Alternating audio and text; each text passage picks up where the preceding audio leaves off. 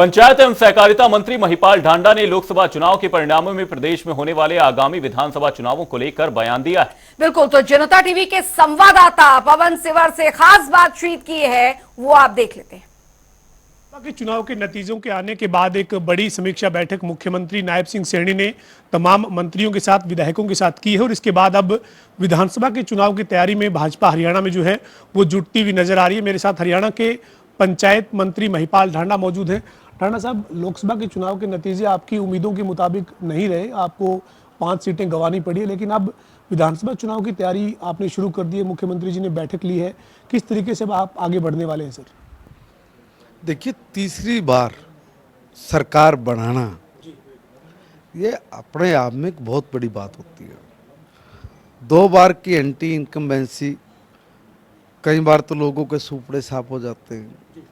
ऐसे ही 7 सीट खोई थी पहले कांग्रेस ने, फिर 10 की 10 भी खोई है और आज भी 3 सीट तो बिल्कुल मामूली अंतर से हम लोगों ने गंवाई है। इसलिए परिणाम ऐसा नहीं कह सकते कि संतोषजनक नहीं है। और तीसरी बात ये कि जनता जनार्दन का जो निर्णय है वो साफ है, जनता आईना है और हमारा काम था कि कर्म करना और फल जनता ने देना, उन्होंने दिया। हम जो जनता ने निर्णय सुनाया उस निर्णय का हम लोग अभिनंदन करते हैं, स्वागत करते हैं और हाथ जोड़ के प्रार्थना करते हैं कि आपका निर्णय, आपका सोचना वो बिल्कुल आपके, मैं कहूँगा कि विचार के हिसाब से बिल्कुल परफेक्ट होता है, क्योंकि जनता से बढ़ के कुछ नहीं होता और जनता का निर्णय सबसे साफ सुथरा निर्णय होता है। और इसी निर्णय के मुताबिक 46 सीट पे भारतीय जनता पार्टी आज भी आगे है।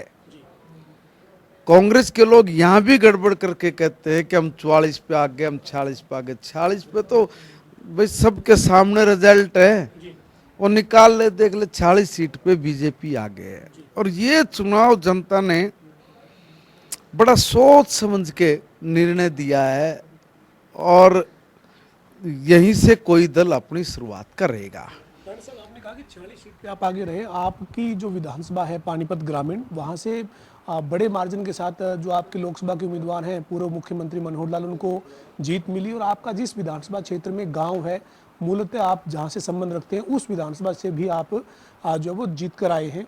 इन दोनों विधानसभाओं से बड़ी जीत मिली है, लेकिन इसके बावजूद कई बड़े चेहरे जो सरकार में मंत्री हैं या बड़े चेहरे हैं, उनकी विधानसभा से आपको जो है वो निराशा देखनी पड़ी है, हार का सामना करना पड़ा है। देखिए, मैंने कहा ना, जनता का निर्णय साफ सुथरा निर्णय होता है। उन्होंने जो निर्णय लिया और जो निर्णय दिया वो बिल्कुल परफेक्ट है। मेरी विधानसभा से हम लोग 47,500 वोटों से विजय हुए हैं और इस राणा विधानसभा में तो ये बोलते थे कि बहुत बुरी हार हो गई, 25,000 से हारेंगे, 30,000 से हारेंगे, समालखा में भी बड़ी हार हो गई। हम लोग गए, जाके लोगों से रिक्वेस्ट किया और लोगों ने सर आंखों पे बिठाया और हमें चारों के चारे सीट बड़े मार्जिन के साथ जीत कर दी है। हम अपनी जनता का आभार व्यक्त करते हैं। यहाँ दिल में जंग है जनता के लिए, यहाँ उनके लिए हर वक्त मरते पड़ते पीटते रहते हैं हम लोग। जो जनता बोलती वही करते हैं। इसलिए जनता ने भी जब निर्णय की घड़ी आई तो हमें खूब आशीर्वाद दिया है और उनके आशीर्वाद को ताकत बना के हम लोग और आगे बढ़ेंगे। आपको सर विधानसभा के लिए मैदान में जाना है, 90 दिन के करीब का वक्त है विधानसभा के चुनाव में और ऐसे में अभी मुख्यमंत्री ने, पूर्व मुख्यमंत्री ने, आपके संगठन ने तैयारी भी शुरू कर दी है, बैठक हुई है, नई रणनीति बनी है। लेकिन सर जो एक आपका जो महकमा है पंचायत विभाग में जो ई टेंडरिंग हुई उसके चलते भी इस चुनाव में कई जगह नाराजगी देखने को मिली, तो कोई विचार किया जाएगा सर सरपंचों की बात को सुनकर उसके ऊपर पुनर्विचार जैसी स्थिति बनेगी sir?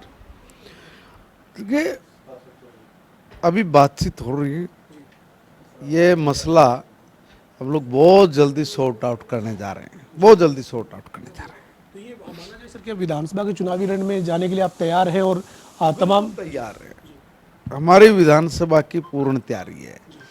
Bharatiya Janata party cadre base होने के कारण हम लोग एक चुनाव लड़ते ही अगले चुनाव की तैयारी करनी शुरू कर देते हैं और हम लोग हर वक्त चुनाव में ही रहते हैं। जनता में रहते तो चुनाव में रहते हैं, इसलिए हम लोगों को कोई समस्या नहीं है। ये तो समस्या कांग्रेस को और अन्य दलों को है।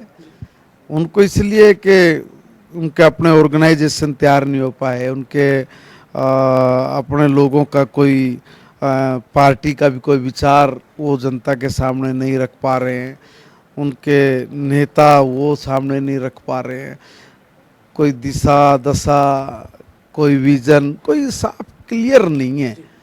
हम लोग करने से पहले जनता को बताते और बता के जो करना होता है वो करते हैं, इसलिए जनता को पता है ये जो बोलेंगे वो करेंगे। अंतिम सवाल है सर मेरा, आज समाज कल्याण विभाग के कई अधिकारियों पर गाज गिरी है क्योंकि कुछ आदेश जारी हुए थे और वो सरकार ये मानती है कि गलत आदेश जारी किए गए, इसके चलते उन पर कार्रवाई की गई है और मुख्यमंत्री मौजूदा हैं या फिर पूर्व मुख्यमंत्री हैं, उनका ये कहना भी था कि जो सरकार विरोधी गतिविधियों में अधिकारी है उन पर कार्रवाई होगी। तो आप क्या कहना चाहेंगे सर इस मामले में?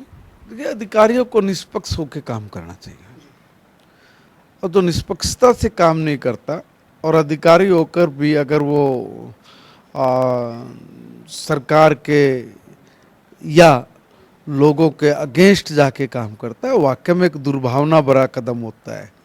ऐसा नहीं करना चाहिए और जो करता है फिर उसको तो वो दोषी है तो वो दंड का अधिकारी भी है।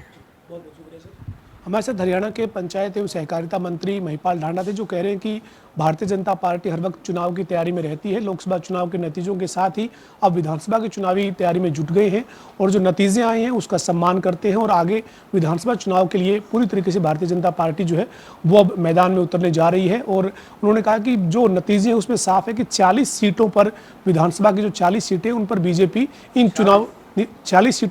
चुनावी नतीजों में आगे रही है। वीडियो जर्नलिस्ट विजेंद्र सिंह के साथ पवन सिंवर, जनता टीवी, चंडीगढ़।